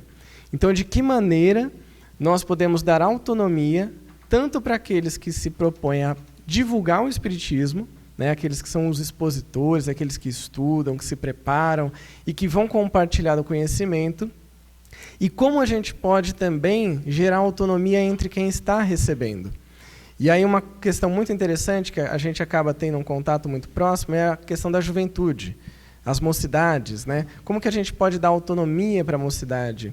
E muitas vezes quando a gente fala assim, autonomia para a mocidade, a imagem que vem na cabeça é uma sala de cabeça para baixo, pegando fogo, com todo mundo correndo para lá e para cá, gritando, jogando água e aquela bagunça. E não é.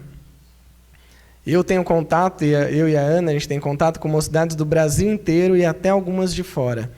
E a gente vê modelos totalmente diferentes, alguns que funcionam muito bem, outros nem tanto, mas o que sempre funciona é quando você vira para aquele grupo, independente da idade, e juntos a gente constrói. Então, acho que a proposta do Pestalozzi e do Kardec é construir junto.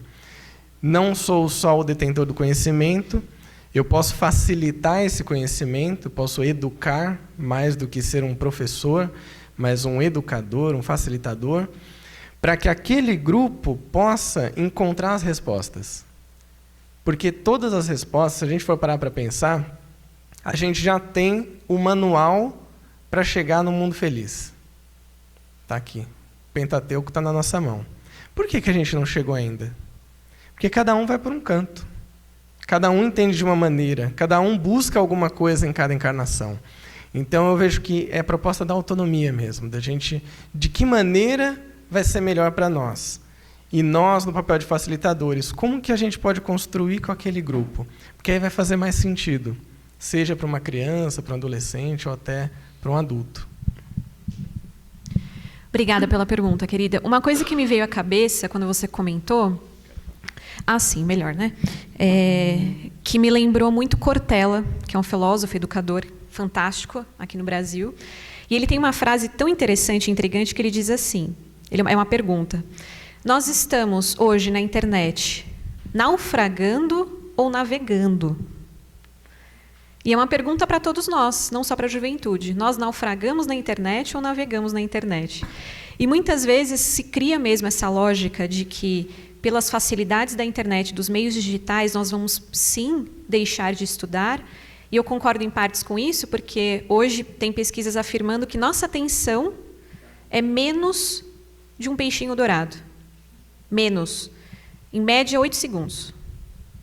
Então, somos imersos aí com informação, com imagens, com vídeos. E essa geração que veio, nasceu com esse aspecto. E um ponto importante que é, esses jovens, como o Ju comentou, e eu estou falando especificamente de jovens porque é um ponto importante. Mesmo que eles tenham acesso à informação, não significa que eles tenham acesso ao conhecimento. São coisas bem diferentes. E aí eu concordo com você que precisa ter aí um equilíbrio. Não dá para falar que nós compreendemos a doutrina espírita se pelo menos não lemos um único livro do Pentateuco, realmente estudamos e etc. A questão é, hoje nós estamos muito no campo mental. Nós muitas vezes racionalizamos a doutrina, ao invés de raciocinar a doutrina e sentir a doutrina. Talvez hoje, um aspecto que seria legal de equilibrar é a possibilidade de trazer pessoas, grupos de estudo, onde nós possamos dividir as nossas experiências também, além de estudar. Porque nós estamos estudando muito, gente. A gente manja muito. A gente manja muito, a gente estuda muito, nós sabemos, nós lemos coisas. Pelo menos aí, a média do brasileiro lê menos, tá? Mas a média do espírita é que as pessoas realmente se adequam aí, estudam e tal. Talvez o ponto seja dividir esse aprendizado entre o sentir e entre o pensar. Porque exigir que um jovem queira ler, e não estou falando que são todos os jovens que não gostam de ler, tá? Tem jovens sim que gostam de ler, até por uma questão de geração. Mas tem jovens que gostam de ler. Mas obrigá-los a ler um livro com uma linguagem tão rebuscada nos dias atuais, ao invés de você ser o facilitador para essa linguagem ser mais acessível, e é por isso que eu e o Ju criamos os canais de YouTube, e não significa que nós não estudamos, pelo contrário, para fazer um vídeo de 5 minutos, nós pelo menos temos um trabalho de 3 horas antes, para criar o roteiro, depois tem o trabalho de edição, que o Ju faz, então tem aí pelo menos 10 horas de trabalho para fazer um vídeo de 5 minutos.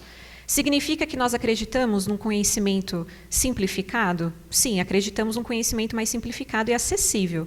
Simplório? Não. Nós fazemos a reflexão e propomos a reflexão de fato. Então, talvez, eu acho que, para concluir, a dona Heloísa contribuir até melhor do que eu em relação a essa educação e esse aprendizado, é dividir o nosso tempo.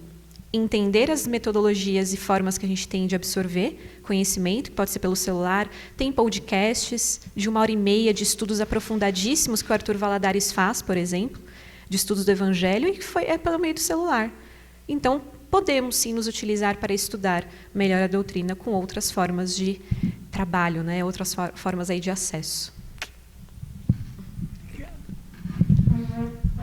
Eu acho muito importante lembrarmos de Piaget. Só a aprendizagem quando há mudança de comportamento. E no método infalível de Jesus de Nazaré, nosso irmão mais velho, aprendemos que é necessário primeiro o equilíbrio das emoções. E só conseguimos o equilíbrio das emoções amando o próximo como a nós mesmos. Só conseguimos nos respeitar e nos amar quando agimos de forma correta. Jung traz mais um conhecimento. É preciso desenvolver a espiritualidade. Mas como desenvolver a espiritualidade numa sociedade em geral materialista? Como conversar com jovens que sequer são espíritas, no caso de um ensinamento, de uma escola? É necessário apresentar a ciência atual, a parapsicologia, as últimas descobertas da ciência, a compreensão de que as emoções desencontradas impedem a aprendizagem, a compreensão de que existem recursos de ligação com a energia cósmica. Bárbara Ivanova, que esteve aqui e deu aulas de utilizar o pensamento positivo para a cura, ela dizia, eu não sou espírita, você viu a Bárbara fugindo dos espíritas? Mas ela trazia os conceitos espíritas, a grande parapsicóloga. E é preciso levar esses conceitos à juventude. Muitas vezes estão preocupados, numa indução social, a escolherem a profissão, não a que lhes interessa. Kardec chama a atenção em relação aos pais, mas a que lhe dá um ordenado maior, e não serão felizes. O indivíduo feliz é difícil, produz pouco e aprende pouco. Primeiro, equilíbrio das emoções. Segundo, desenvolvimento da espiritualidade. Escolher um atalho para dilatação de visão. Não podemos criar indivíduos voltados só para o barro da terra. O barro impede a nossa compreensão da realidade. Depois, conhecer um filósofo que trouxe essa visão mais dilatada. Não necessariamente falar em religião, mas estabelecendo o religare. Sócrates, Platão, mesmo Descartes falando sobre as emoções. Em toda parte brilha intensamente a luz apresentada por religiosos, por filósofos, e cada indivíduo vai construir seu conhecimento. Nós não vamos dar, nós vamos só proporcionar a eles oportunidade de se construírem, de relembrar a aprendizagem do passado e de fazer ao outro o que se deseja para si mesmo, porque um emocional tranquilo dilata, alegoricamente falando, e literalmente o perispírito, e conseguimos captar cursos, aulas e a arte de bem viver. Gandhi nos exemplifica isso, todos os realmente grandes no nosso querido planeta Terra. E como diz um moço simples, mas que demonstra a arte de bem viver, o cantor Roberto Carlos, é preciso saber viver. E Almir Sater, tocando em frente à música, cada um constrói a sua vida, a cada encarnação, e tem a capacidade de ser feliz, porque é capaz, e porque somos preparados para a vitória antes de reencarnar. Então, ao professor cabe, como fazia Sócrates, induzir cada um a retirar o conhecimento dentro de si mesmo, e estabelecer um religar, e se não quer falar em religião, com as energias cósmicas universais, como fazia a russa Bárbara Ivanova. Hoje temos muitos recursos para convidar a levantar os olhos do barro da terra e olhar o brilho das luzes do céu. Eu gostaria de fazer uma pergunta. Por que será que nós, espíritas, temos tanta dificuldade em trazer os jovens e as crianças para a doutrina? Nós que somos adultos, que achamos que sabemos que essa doutrina é consoladora, é reveladora, nós não trazemos os nossos filhos, os nossos netos, os nossos sobrinhos. Por favor, vamos pensar junto. A pergunta, a Neide vai responder. Desculpa. Bom, nós, muitas vezes, achamos assim, que a criança está lá com as atividades dela, eu vou lá para o centro, ela fica em casa. Porque à noite não é bom para a criança. Mas nós temos reuniões aqui durante o dia. Temos trabalhos específicos para as crianças, principalmente no domingo de manhã, de modo que podemos trazer as crianças aqui. Os jovens também têm sua reunião de moços, jovens, adolescentes, até 20 e poucos anos, desde, digamos, 14, 15 anos até 20 e poucos anos, trabalhos específicos. Todo domingo de manhã, vocês podem, às 10 horas, estão os trabalhos aqui. Antes tem o passe, como nós chamamos, que é a fluidoterapia. Então, gente, a desculpa não se aplica aos espíritas que frequentam esta casa. De modo que, se não vem, é porque os pais estão com preguiça de trazer os filhos, viu, gente? É bom trazer as crianças, porque só em casa não é a mesma coisa. Eles estando em contato uns com os outros e com aqueles que estão passando o conhecimento, como vocês estavam falando, vai fazer diferença para eles. Que não é só minha mãe que falou. Sua mãe trazia você para cá? Trazia. Por isso que ela está aqui, a mãe dela está ali, ó.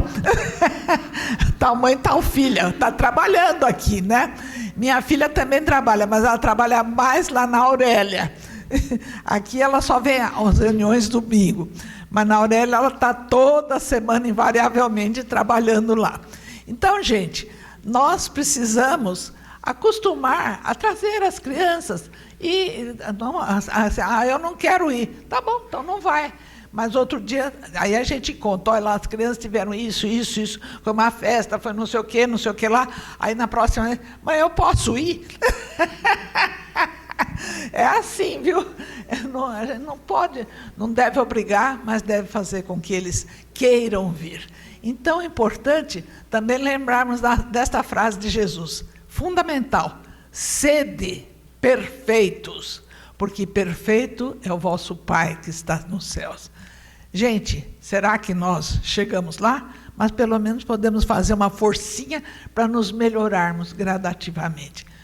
E que nós possamos ter uma festa muito alegre todos esses dias, com os 69 anos da 3 de outubro. Eu me lembro quando começou. Nós éramos 4, 5 pessoas. Alguém quer colocar alguma coisa? O Júlio e a Ana? Alô. A pergunta da Sandra, além de ser uma pergunta muito boa, ela é muito importante de ser feita. E ela é uma pergunta muito difícil de ser respondida também, né? Então, é legal porque nessa troca a gente levanta mais reflexões. Bom, pela experiência que a gente tem tido, não só com os jovens, mas com os pais, existem alguns fatores. O primeiro deles é o exemplo mesmo. Então, às vezes, o pai ou a mãe que acaba nem indo, não vou esse final de semana. Aí o filho está ali quentinho, dormindo, fala, não, deixa aí e eu vou lá no centro. Então, é o exemplo. E conversar com a criança, para que ela entenda, ou com o adolescente também, ouvir a criança e o adolescente. Então, aqui, só falando da parte dos pais, o quanto é importante que os pais ouçam também. É muito comum, a Ana falou muito da tecnologia, que a gente fale assim, não, porque os jovens, eles estão aqui, né, o tempo todo. E aí a gente vai numa festa de criança, e onde que os pais estão? Aqui. Aí você tem aquela tia do interior, que ela é o ranking número 1 do joguinho do Facebook, e você não entende. Como assim? Que tempo? Ela fica lá. Que ela aposentou, ganhou um celular do filho, ele instalou o Facebook, ela descobriu o joguinho e ficou lá. E aí isso parece que é só uma observação, mas é pesquisa. Saiu uma pesquisa em 2016 que mostrou que jovens de 18 a 25 anos usam o mesmo tempo, o mesmo período dos celulares de pessoas de 65 a 75 anos. 8 horas e meia por dia. Aí foram, né, atrás, qual que é a diferença? A diferença é que os jovens usam, em média, 10 aplicativos e os mais idosos usam, no máximo, 2 ou 3, mas ficam mais tempo ali. Então, tem essa parte, né? O quanto a gente está se conectando com a criança e com o adolescente, ouvindo. Do ponto de vista da evangelização, e aí a gente trabalha com isso também, a gente percebe, existe uma diferença. Meu pai está aqui, ele sabe. Eu, quando eu tinha 5 anos, eu era uma criança besta. Uma criança que não entendia muita coisa, que brincava com umas coisas bobinhas. E ele tem uma neta, minha sobrinha, que tem 3 anos. Ela não é nada besta. Ela tem 3 anos, gente. A evolução desses espíritos que estão reencarnando é surreal. E a gente não está sabendo lidar. Mas a gente vai ter que aprender. Porque são eles que vão construir a regeneração junto com a gente. Mas só vai acontecer se a gente souber ouvir, entender como eles funcionam e, a partir daí, estimular. Então, a gente vai estimular a partir da percepção de quem é aquele espírito. Não adianta, e agora, mesmo sendo jovens adultos, a gente já começa a perceber e usar frases como, no meu tempo, que na minha juventude, o pessoal já olha meio estranho. Não adianta a gente falar com crianças de 10 anos, hoje, como a gente falava com crianças de 10 anos, 20 anos atrás. São outros pensamentos, eles estão rápidos, não adianta impor, é diálogo, é conversa, é orientação. Sim, não é soltar por aí e deixar fazer o que quer, é orientação. Mas só vai ter orientação quando eu abaixar na altura dele, como eu faço com a Manu, minha sobrinha, olhar no olho dela e conversar com ela. E ela querer fazer uma brincadeira que para nós adultos não faz sentido e eu entrar na brincadeira com ela. E dentro da brincadeira eu consigo contornar e conduzir ela de um jeito diferente. É isso que a gente pode fazer dentro da evangelização e dentro da mocidade também. Show. Uso esse. Complementando o que o Ju falou, e a pergunta é sempre maravilhosa, que a gente recebe muito nas viagens que a gente faz, até trabalhando com jovens e com os pais. 2 pontos que a gente costuma ouvir muito, sobre os tais influenciadores. Né? Parece que só agora existiu um influenciador. Só agora.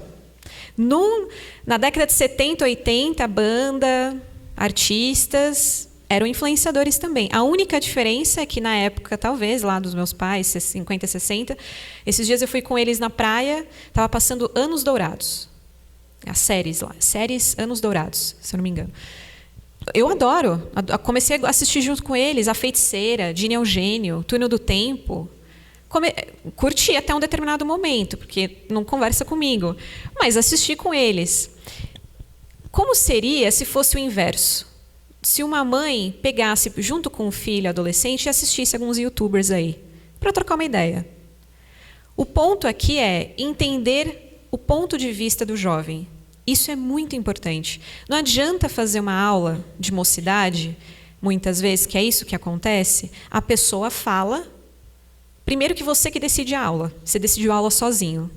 Errado, tem que decidir junto com eles.